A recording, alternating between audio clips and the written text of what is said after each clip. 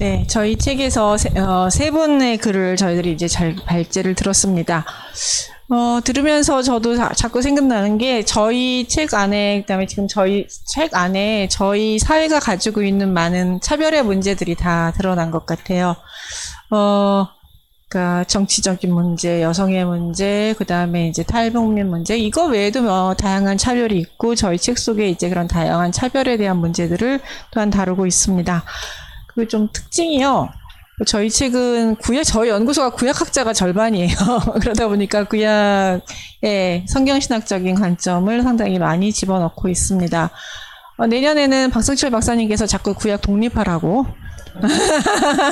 그래서 독립해서 책을 한 권 다시 내라고 말씀하셔서 저희가 지금 내년에는 그 성경과 생태 신학에 관한 것을 저희들이 지금 준비하고 있습니다. 공부하고 있습니다. 그러니까 내년을 또 잘 준비하면서 저희들이 공부를 하고 있으니 내년도 기대해 주시기 바랍니다. 그러면 오늘 이제 들으신 거, 혹은 책에 대한 궁금한 거 있으면 여기 오신 분들 먼저 질문해 주시고요. 예, 먼저 질문해 주시기 바랍니다. 그리고 지금 카톡이나 유튜브를 통해서도 질문 주시면 저희들이 또 대답하도록 하겠습니다. 질문.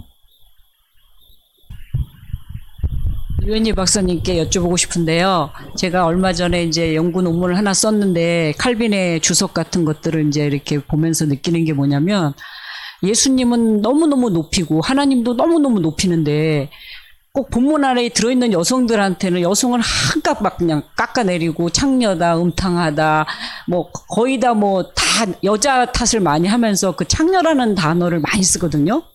근데 이제 이게 창녀라는 단어가 칼빈 시대만 해도 그 창녀라는 단어가 통용됐는지는 모르겠지만 사실 그 솔로몬의 11개상에 나오는 그 창녀가 무슨 아기를 낳습니까? 사실 창녀는 아기 낳는 사람이 아니거든요. 그렇기 때문에 우리는 왜 그런 단어를 지금 21세기인 이때에도 계속 이 성경 해석자라든지 계속 설교에서 그런 단어를 들어야 하냐는 거죠.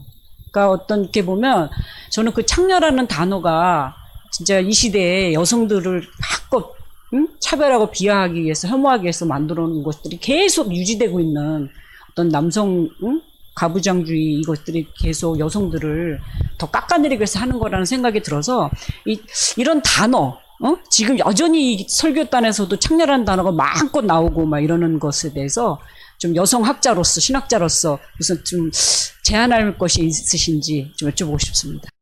네, 감사합니다. 저는 우리 한국 사회가 이제 촛불 민주주의? 그러면서 우리가 되게 민주화되어 있고 시민의식도 성숙되어 있다라고 하잖아요. 참 좋은 현상인 것 같아요. 그럼에도 불구하고 우리가 우리 자신을 돌아보면서 말 한마디 한마디가 깨어있지 않은 채 사용되는 표현들이 성차별적이고 남성 중심주의적이고 또는 계급에서도 가진 사람 중심주의적이고 그런 게 무수히 많잖아요. 많기 때문에 특히 우리가 이제 교회에서 섬기고 그러는 분들도 많은데 설교도 하고 자신의 말 표현에 정말 주의를 기울여야 한다. 그리고 어떤 단어는 절대로 이렇게 입에 올리면 안 된다. 그런 게 있어요. 그래서 오죽하면 제가 어느 부서인지는 모르지만 오늘 뉴스에서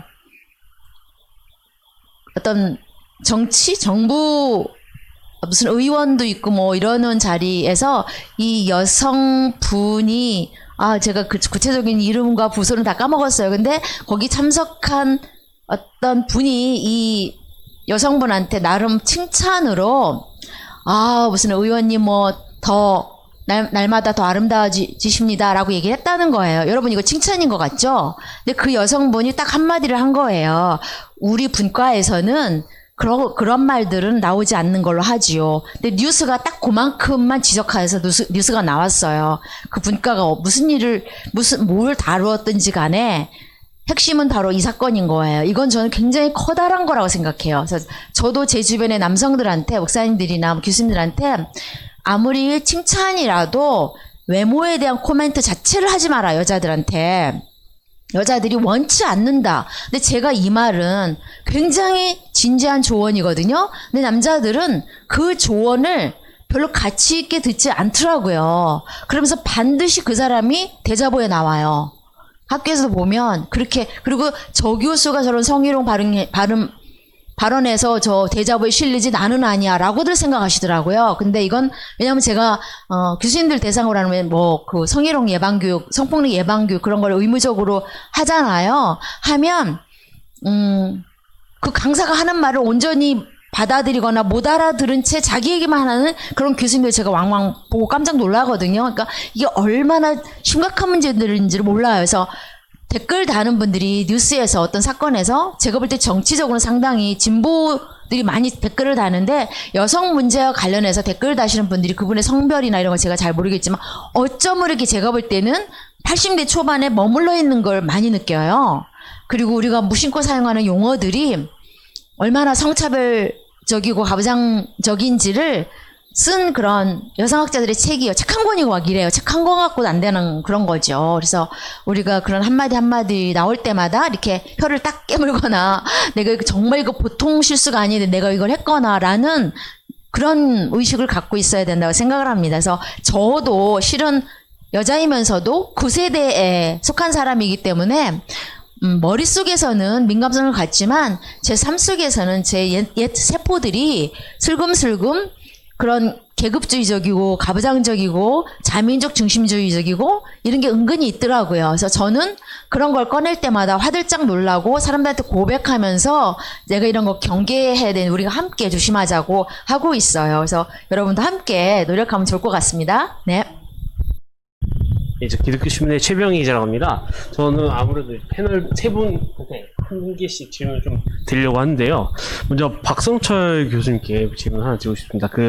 아무래도 네오나치 관련해서 이제 좋은 말씀하셨는데, 아무래도 한국 사회가 점점 이제 종교 인구가 매년 이제 엄청나게 빠른 속도로 줄어들고 있는 상황인데, 이런 상황 속에서도 기독교 파시즘 세력이 지금 현재 독일의 네오나치 수준으로 충분히 성장할 수 있는 가능성을 염두에 두시고 그렇게 분석을 하신 건지 좀 여쭙고 싶습니다.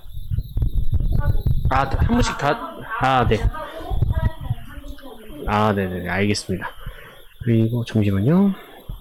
유현희 교수님께는요, 아무래도 특정 개인을 대상으로 꾸리표를 씌워서 죄악시하는 그런 차별 행위를 레이블링이라고 제가 이해를 했는데, 제가 혹시 바르게 이해한 건가요? 그럼 그런 레이블링 행위를 혹시 과거든 오늘날이든 저지른 이유가 구체적으로 어떤 이유가 있을까요? 과거에 그랬던 거를 그냥 아무런 비판의 의식 없이 답습을 한 건지, 아니면 국가나 민족과 같은 특정 공동체 소속감을 강화하기 위해서 그런 행위를 해왔던 건지, 그런 원인이 뭔지 좀 질문 좀 드리고 싶습니다. 그리고 잠시만요. 이수복 박사님께는요, 아까 독일 통일 이후 문제를 좀 말씀하셔가지고 좀 여쭙고 싶겠는데요. 통일 이후에 이제 내적 차별이 독일 사회에 팽배해 있었다. 그래서 그거는 좀 시간이 지나면서 자연스럽게 해결돼야 된다는 의견이 나왔다고 하셨는데, 그러면 혹시 이 내적 차별을 해소하기 위해서 독일 정부나 아니면 독일 교회에서 좀 동독 사람들을 위해서 뭔가 좀 지원을 하는 대비 대책, 지원책 혹시 그런 게 혹시 있었는지 좀 여쭙고 싶습니다. 좋은 질문 감사합니다. 그럼 우리 박성철 박사님부터 대답해 주시겠습니다. 기독교 파시즘의 문제는 얼마나 많은 사람들이 그 부류에 속하느냐는 그렇게 중요하지 않습니다. 왜냐하면 헤게모니 이론이라든가 아니면 정치 권력의 문제는 항상 정치 엘리트 혹은 헤게모니를 쥐고 있는 상위 계층의 문제인 것이죠. 현대 후기 자본주의 속에서 전체 부를 가지고 있는 사람들의 비율은 채 2%가 넘지 않습니다. 하지만 보통 이 양극화가 심화되는 사회 속에서는 전체 5% 정도의 상위 계층이 전체 부의 한 30% 이상을 가지고 있을 때 양극화 현상이 일어나는 거죠. 자본주의 사회에서 돈이 곧 권력이 되는 현실 속에서는 이러한 경제적인 어떤 빈부의 차이의 문제하고 정치적 권력의 문제와 굉장히 밀접하게 연결되어 있는 거죠. 그리스도인들이 얼마나 많이 있느냐 혹은 그렇게 중요하지 않아요. 왜 이제 정치 세력화를 걱정했냐면 이번에 이제 정강훈 현상과 같은 경우에 60% 이상의 그리스도인들, 어떤 조사에 따라서는 70% 가까운 그리스도인들이 정강훈 현상에 대해서 반대했었습니다. 한국 사회에서 기독교 근본주의 문제가 큰 것은 뭐냐면 모든 한국 교회가 기독교 근본주의가 아니라 주류라고 하는 대형교 중심의 성장한 특히 70년대 80년대 군사 독재와 결합해서 성장한 기독교 근본주의 교회들이 주로 대형교를 형성했기 때문이죠. 그러니까 물론 말씀하신 것처럼 양적 측면에서 많은 지지를 받으면 당연히 쉽게 권력을 잡죠. 하지만 쉽게 권력을 잡는다고 해서 숫자가 많아야 된다는 또 의미는 아닙니다. 그래서 저는 기독교 그 근본주의나 기독교 파시즘의 문제는 정치 세력화 그리고 그 정치 세력화를 얼마만큼 지지하는 사람들이 많으냐의 문제지. 그 운동을 이제 앞에서 이제 핵심적으로 이끌고 가는 사람들이 얼마나 많은 숫자이냐, 혹은 그 계층이나 그 계급 혹은 그 집단 혹은 그 공동체가 얼마나 많은 어떤 양적 측면에서 그 사회를 지배하고 있느냐는 크게 중요하지 않다고 생각을 해요.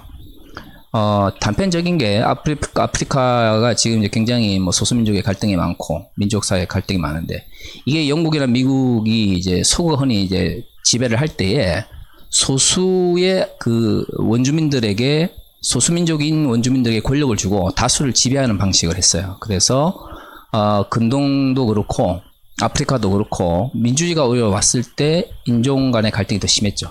그러니까 그런 측면에서 보면 정치적 영역에서의 권력의 문제나 사회적 영역에서의 헤게모니의 문제는 숫자의 문제는 아닌 것 같습니다. 그래서 이제 앞으로 이러한 운동들이 만약 한국 사회가 지금부터 우리가 기독교 파시즘의 문제를 한국 교회가 진지하게 고민하지 않으면 성장할 수밖에 없어요. 왜냐하면 한국 사회가 지금 어느 날 갑자기 왜냐하면 기독교 근본주의가 가지고 있는 성격 자체가 폐쇄성을 기반으로 하거든요. 폐쇄성은 근대성에 대한 부정이에요. 그 말은 현대사회, 특히 한국 사회가 민주화되면 민주화될수록 근본주의 계열적 교회들은 어떻게 느끼냐면 외부로부터 공격이 심해진다고 생각을 하고 내부로의 문제를 외부의 적을 만들어서 그걸 해결하려고 한다는 것이죠. 지금 한국 사회에 지금 기독교 근본주의가 가지고 있는 정치 영역에서의 이 차별 기제라든가 자기 방어 기제가 거의 유사해요. 그래서 걱정을 하는 것이죠. 그래서 이들이 이러한 소수로 남을 수 있도록 하고 그들이 헤게모니의 문제로 다가오지 못하도록 하는 것이 앞으로 건강한 기독교인들의 역할이다라고 저는 생각을 합니다. 배제하는 그런 그리고 왜 그렇게 하는지에 대해서 물으셨는데요. 수많은 부류의 사람들이 여기에 역사상 해당되었다고 봅니다. 여자들, 성소수자, 장애인, 그리고 인종, 피부 이런 면에서의 외부인, 또는 한때 한국에서는 빨갱이라고 불렀던 사람들 등등 항상 그런 누군가를 타자화하는 일은 역사상 처음부터 있었던 것 같아요. 그 목표는 뭐냐면 그런 사람들한테 꼬리표를 붙임으로써 그 사람들을 배제하고 통제하고 정제하고 일탈한다 그러고 탈법화 시키려고 하는, 한마디로 나는 옳고 너는 그르다라는 거죠. 우리는 옳고 너희는 틀리다라고 하는 방식이죠.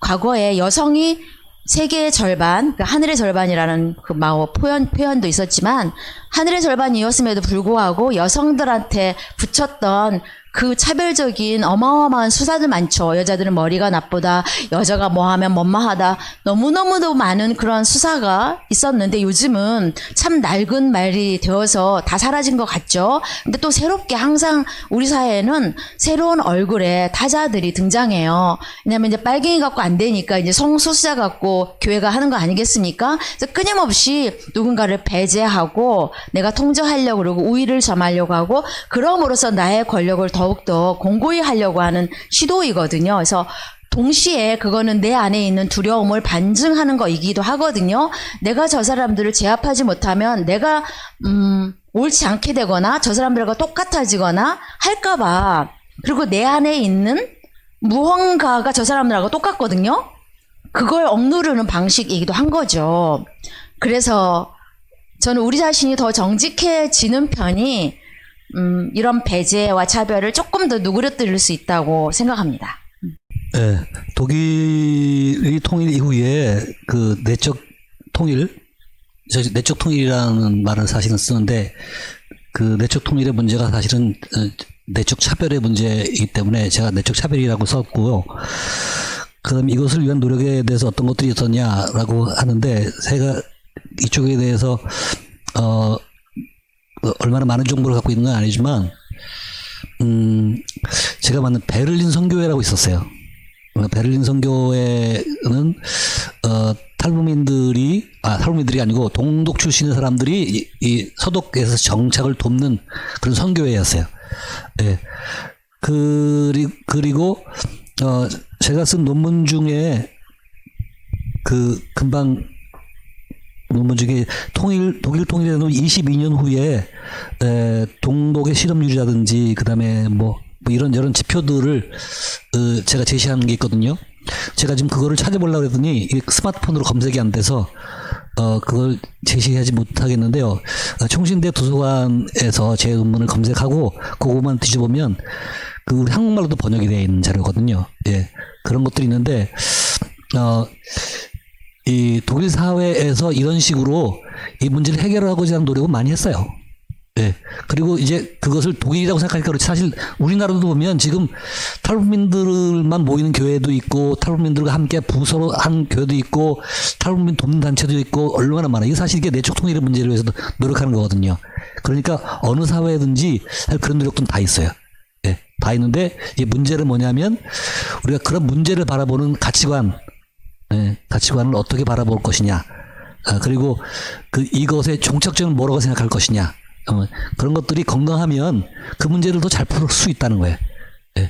특별히 이제 제가 이거를 우려하는 이유는 우리나라에는 통일을 반대하는 사람도 있지만 통일만 되면 모든 문제가 다 해결된다고 하는 통일 감상주의 혹은 통일 지상주의 이런 것들이 너무 많아요. 근데 이런 건 순진한 거죠, 너무.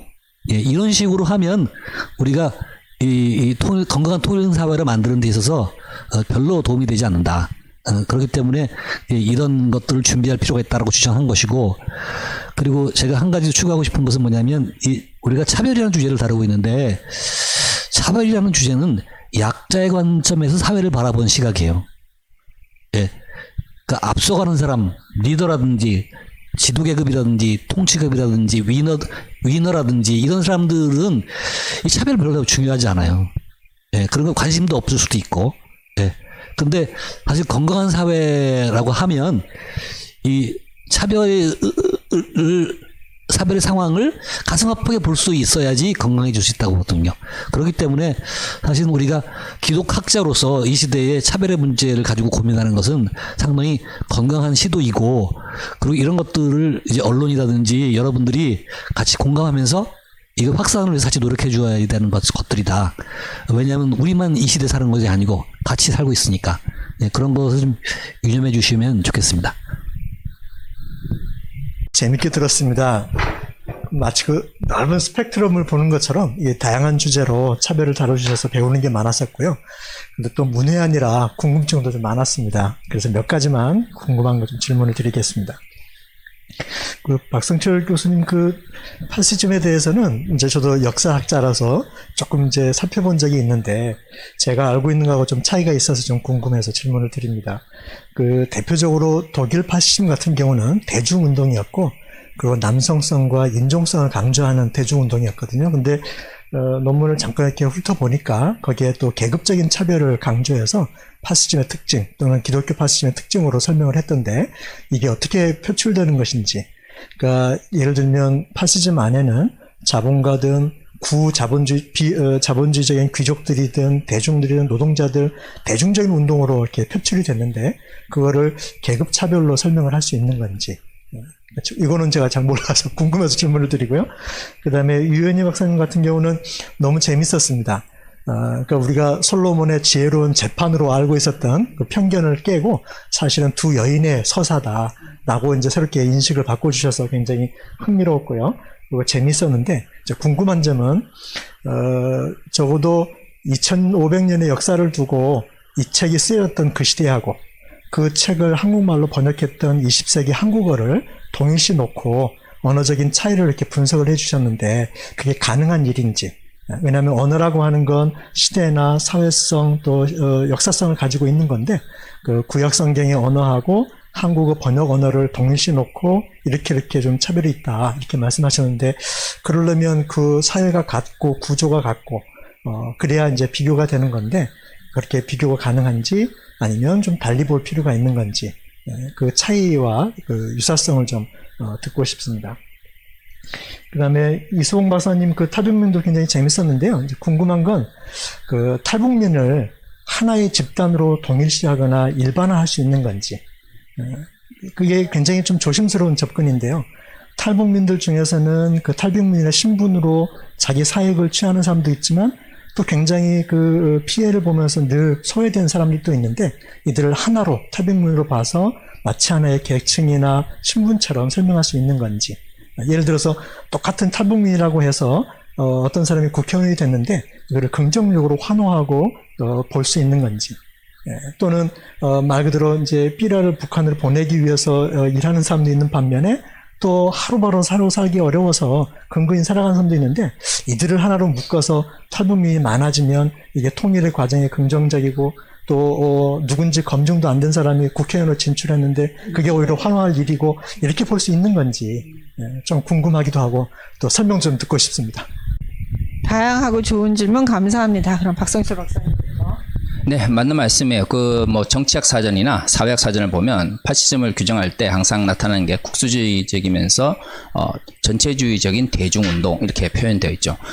그것은 이제 파시즘이 성공적으로 발전할 때에 나타나는 일반적인 모습입니다.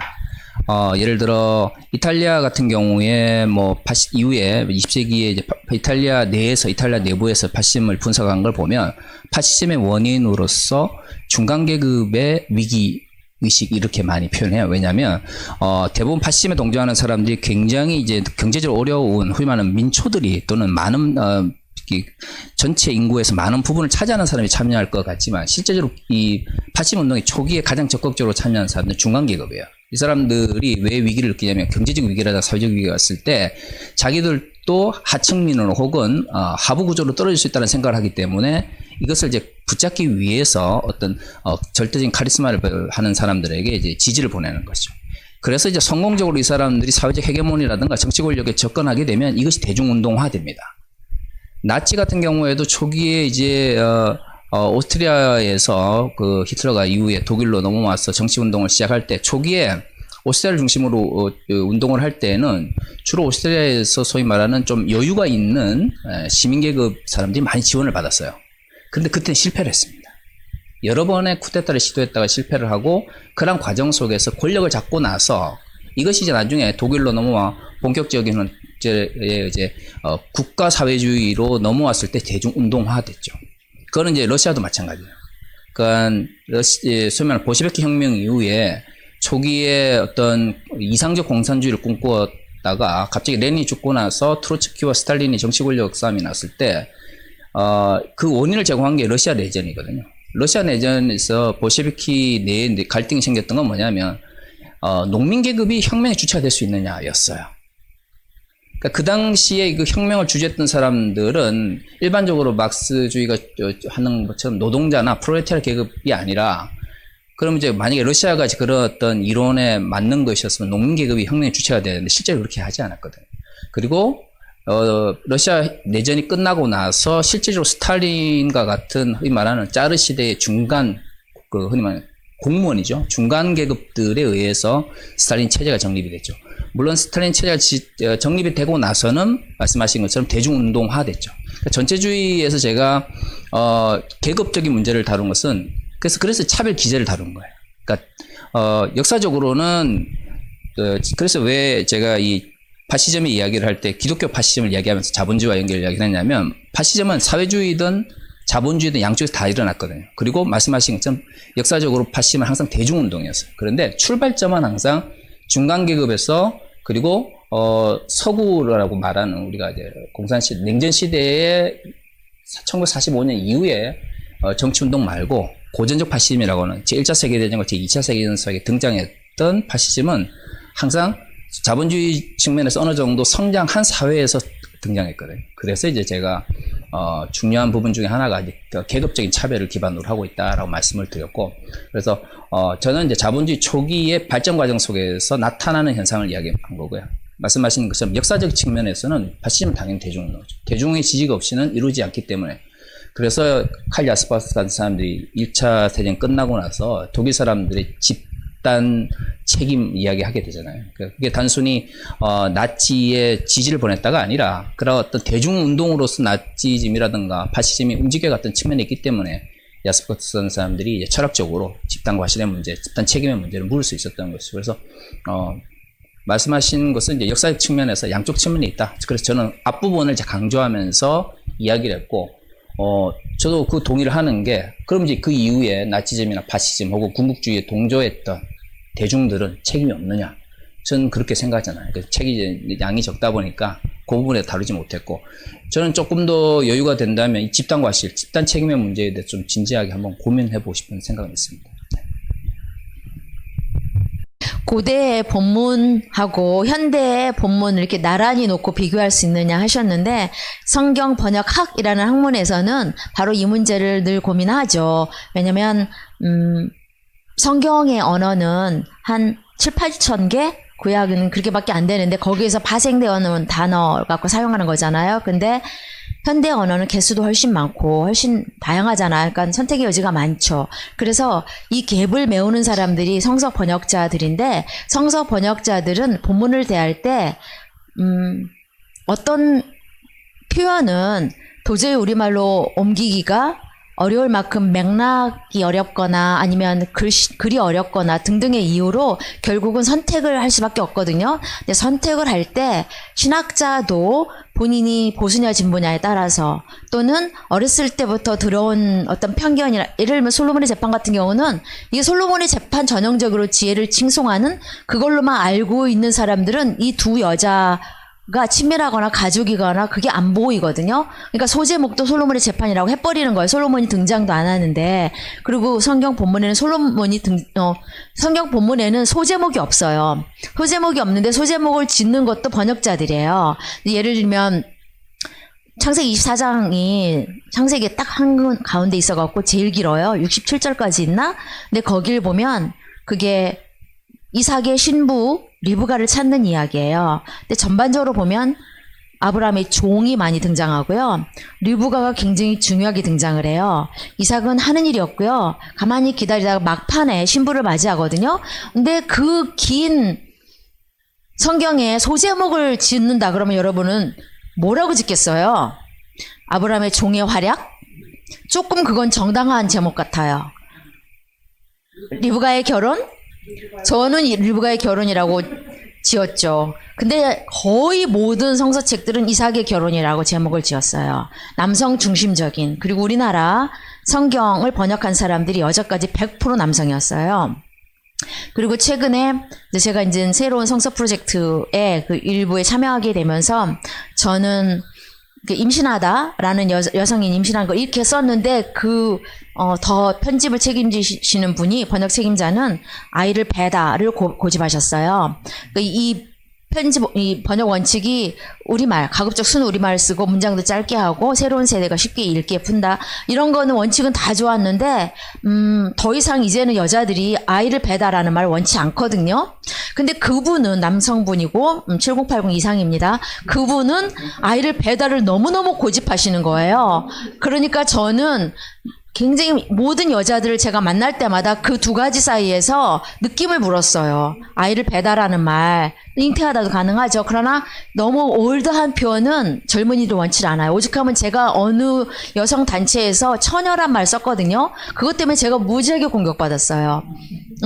그냥 젊은 여성이나 젊은 여자라고 하고 또 젊은 여성 리더십 세미나를 제가 오래 했는데 거기에 온 참가자들이 왜 여성이라는 말 거기 넣냐는 거예요. 자기를 여성이라고 생각 안 한다는 거예요. 사람이라고 생각한다는 거예요. 그래서 요즘에 권력을 잡고 있는 모든 부서에서 교회나 교회 단체나 신학교나 모든 부문에서 권력을 여전히 잡고 있는 사람들은 그렇게 7080 남성이기 때문에 젊은이들이 무슨 생각하고 있는지 아직도 잘 모르는 것 같아요. 근데 막상 그 젊은이들한테 물어보면 정말 어느 별에서 왔니? 라고 묻고 싶을 만큼 다른 세계 사람들이에요. 그래서 우리가 그 성경 같은 책은 항상 10년에 한 번씩 번역돼야 할 책이라고 그러잖아요. 예를 들면 RSV가 너무 배타주의적이고 차별주의 언어를 많이 쓴다 그래서 1989년에 미국 성서공회에서는 NRSV를 나오면서 NRSV는 1980년대인데도 불구하고 페미니즘 운동이나 그 인권운동을 다 겪은 미국 사회에서 나왔으니까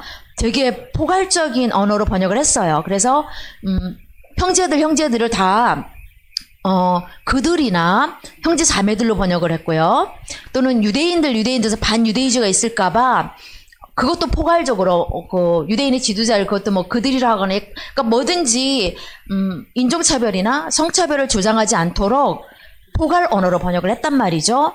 그런 것처럼 저는 성서 번역이 당연히 오늘 수용 언어에서 이 문화적 맥락에 맞게 포괄적이고 성숙한 언어를 선택하는 일은 이미 번역하기 위해서는 그걸로 굉장히 많이 논문들도 나오고 연구하는 분야이고요. 저는 특히 성서는 아다르고 어다르면서 아직도 여전히 남성 분야잖아요. 성서 번역학 쪽이 거기에서 여성학자들이 많은 도전을 해서 그 최근 번역 프로젝트에서 여성들이 많이 들어가긴 했지만 결국 그 책임 번역자가 어느 정도까지 오픈되어 있는 분이냐에 따라서 우리 마지막 버전에서는 여자들이 애를 베는 일이 생길 수도 있어요. 임신하는 게 아니라.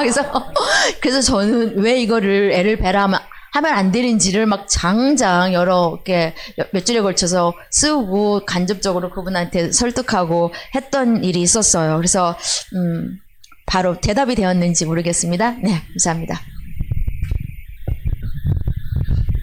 그래요. 감사합니다. 이제 이 탈북민들이 우리 사회에 다가온 게 사실은 90년대 말 그쪽이었어요. 90년대 말 특별히 이제 북한이 고난의 행군을 하면서 그러니까 기근을 겪으면서 고난의 행군에 들어가고 그러다 보니까 탈북민들이 많이 나오고 그리고 그러면서 이제 한국으로 유빈구가 늘어나다 보니까 전에는 뭐 귀순용사 그랬는데 이제는 다른 현상으로서 해석이 되기 시작했는데 그리고 이제 그 사람들이 숫자적으로도 훨씬 더 증가하기 때문에 이 우리 사회 문제가 됐거든요.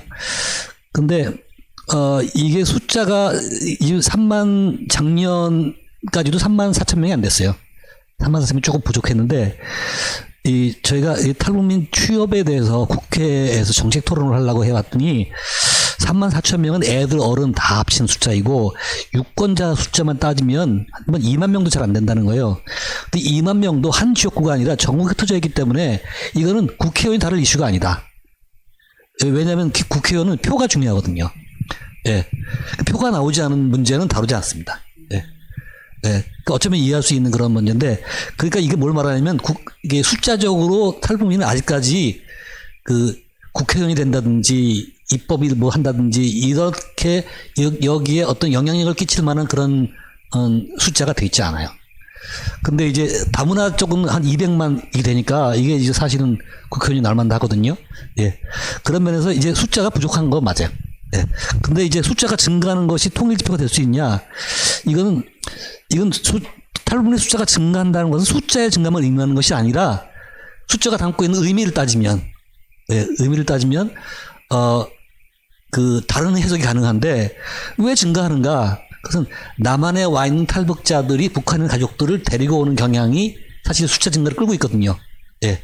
그런 점에서 사실은 남한에 있는 탈북민들이 북한 사는 것보다 남한 사는 게 좋고, 그런 경향성이 북한에서 증가하고 있다는 것이기 때문에 북한 체제가 한반도에서 힘이 약화되는 역사 흐름 속에 있고 남한이 그 주도적인 흐름을 끌고 가는 상황 속에 있다는 뜻으로 숫자의 증가는 그런 지표가 될 수 있다.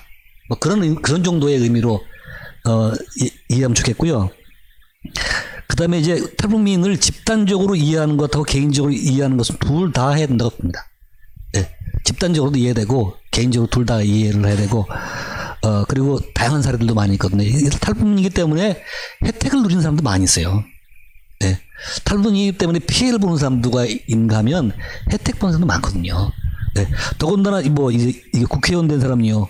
이 사람은 탈북민이기 때문에 된 거거든요. 예. 근데 이 사람 자격이 있냐? 그럼 저 자격이 있다고 생각하지 않아요. 예. 문제가 있긴 있습니다. 예. 그러니까 왜 그러냐면 나는 어떻게 제시했냐면 국회의원은 입법기관이다. 입법 활동을 할 수 있는 사람이 국회의원이 되는 거지 입법 활동이 아닌데 이 국회의원이 되느냐 뭐 이런 점에서 좀 시기상조다라는 주장을 했어요. 예. 근데 그럼에도 불구하고 어쨌든 우리 사회가 2명의 탈북민을 국회의원 배출했거든요. 국회의원이 됐어요. 안 된 거 아니고. 예. 그러니까 이제 그러면 왜 됐냐? 그러면 이게 그만큼 탈북민이 우리 사회에서 그 중요한 요소로 등장했다는 뜻은 될 수 있다. 그 사람이 자격이 있든 없든. 예. 그리고 앞으로는 이 숫자는 증가할 가능성이 또 있는 거고, 예, 그럴 경우에 이 사람들에게 긍정적인 기능을 해라. 당신들이 어떻게 하느냐에 따라서 이 통일 시대의 상황은 달라질 수 있고, 특별히 당신들이 탈북민들의 입장을 건강하게 입법 활동할 경우에 의미, 그리고 그 사람 당신들이 이제 대한민국의 사회의 일원으로서 어떻게 기여하느냐의 입법 활동의 의미, 그리고 이런 것들이 이제 통일에 미치는 영향, 이런 것들을 귀하게 여기면 좋겠다. 그런 의미에서 나름대로 국회의원이 나오기 시작한 것을 새로운 역사의 분기점이다. 그렇게 해석한 것이죠. 예, 뭐 그렇게 이해를 해주면 좋겠습니다. 네, 감사합니다. 저기 카톡에 보시면 질문이 올라왔는데 이게 전부 박성철 박사님을 향한 질문이에요. 오늘 가장 질문을 많이 받으시는데 카톡 내용을 잠깐 요약해서 말씀해 주시고 대답해 주시면 감사하겠습니다. 질문이 2개나 돼요. 네, 간단하게. 네. 첫 번째 질문은 뭐 간단하게 요약하면, 기독교가 가지고 있는 불완전성함에도 불구하고 기독교 발전한 과정 속에서 차별의 문제를 철폐하는 긍정적인 요소로 작용을 한 부분이 있는데, 이 부분에서는 어떻게 생각하시느냐, 그리고 그 부분에서 좀 더 이야기를 해야 되지 않겠느냐라는 이야기를 해주셨어요. 당연한 거죠. 당연한 거죠. 만약에 기독교가 차별을 정당화하는 종교다, 그 기제를 제외하면 기독교가 무너진다 이러면, 어쩌면 저는 지금 목사지만 목사직을 내려놨을 수도 있죠. 근데 저는 제가 아는 예수의 가르침은 차별을 정당화하는 종교가 아니고 사랑의 종교거든요. 근데 왜 사랑의 종교가 차별을 정당하게 되냐? 그 기독교적 가치의 왜곡인 거죠. 그래서 그 왜곡의 가치를 회복하기 위해서 지금 우리는 차별을 이야기해야 된다라고 생각하는 거예요. 왜? 기독교의 원래 가치는 차별을 철폐하고 사랑을 향해 나아가는 거예요. 그 사랑은 계급적 사랑이나 계층적 사랑이 아니고 독생자가 인간을 위해서 주신 보편적 사랑에 기반한다라고 믿는 거죠. 그게 기독교적 가치라고 생각하기 때문에 이 연구를 하는 것이고, 기독교가 그래서 차별을 정당화하는 정치 기제를 가질 때 저는 기독교 왜곡의 심화가 생긴다라고 생각을 하는 거예요.